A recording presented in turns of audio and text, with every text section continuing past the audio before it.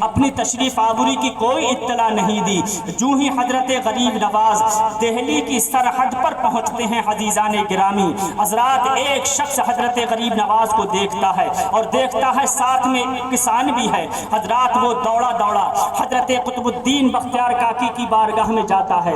خانقاہ میں آپ اپنے مریدوں کے ساتھ میں تھے، واعظ و نصیحت فرما رہے تھے۔ حضرات وہ شخص جا کر کے کہتا ہے حضور حضرت غریب نواز تشریف لے آئے ہیں، حضرت غریب نواز پیدل تشریف لا رہے ہیں۔ جب اتنا سنا حضرات حضرت قطب الدین بختیار کاکی حیرت و استعجاب میں ڈوب جاتے ہیں۔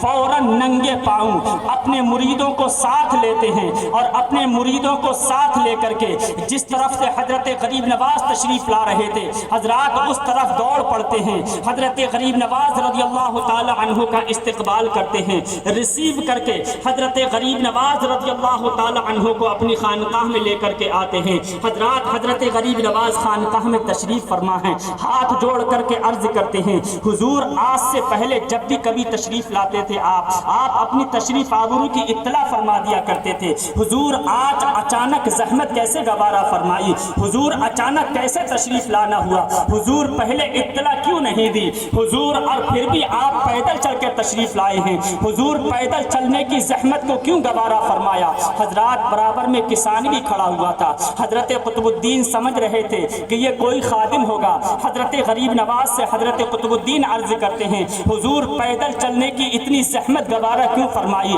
حضرات حضرت غریب نواز رضی اللہ تعالی عنہ فرماتے ہیں قطب صاحب دیکھ رہے ہوئے غریب کسان ہے، تمہارے مرید سلطان شمس الدین التمش نے اس کے بیچارے کی کھیت کی ساری پیداوار سارے غلے کو ضبط کر لیا ہے، اس کا خود کا خرچہ بہت زیادہ ہے، یہ خود بہت کثیر العیال ہے، غریب ہے بیچارہ، اگر اس کا غلہ واپس نہیں دیا گیا اس کے بچے بھوکمری کا شکار ہو جائیں گے، اس کے بچے فاقے میں مبتلا ہو جائیں گے، یہ فاقے میں مبتلا ہو جائے گا۔ حضرت غریب نواز فرماتے ہیں قطب الدین سنو، اس کسان کی سفارش کرنے کے لیے میں اجمیر سے دہلی پیدل آیا۔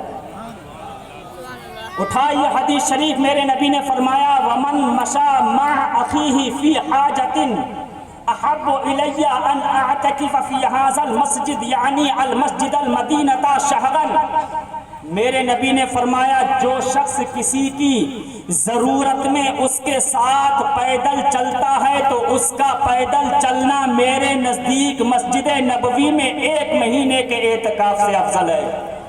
یہ حدیث مصطفیٰ ہے اور میرے نبی نے ارشاد فرمایا وَمَن مَشَى مَعَ أَخِيهِ فِي حَاجَةٍ حَتَّى أَثْبَتَهَا لَهُ أَثْبَتَ اللَّهُ قَدَمَهُ عَلَى الصِّرَاطِ يَوْمَ تَزِلُّ۔ نے دوسری حدیث میں فرمایا جو شخص کسی کی حاجت کسی کی سفارش کرنے کے لیے اس کے ساتھ پیدل چلتا ہے اور اس کا کام جب تک کمپلیٹ نہ ہو جائے اس کے ساتھ رہتا ہے، میرے آقا فرماتے ہیں اگر اس کا کام کمپلیٹ ہونے تک اس کے ساتھ ثابت قدم رہتا ہے اللہ تعالیٰ قیامت میں پل صراط پر اس کے قدموں کو ثابت قدمی عطا فرمائے گا اور اس کو ثابت قدمی عطا فرما کر کے پل صراط سے آپ سارے قدم پھسل جائیں گے۔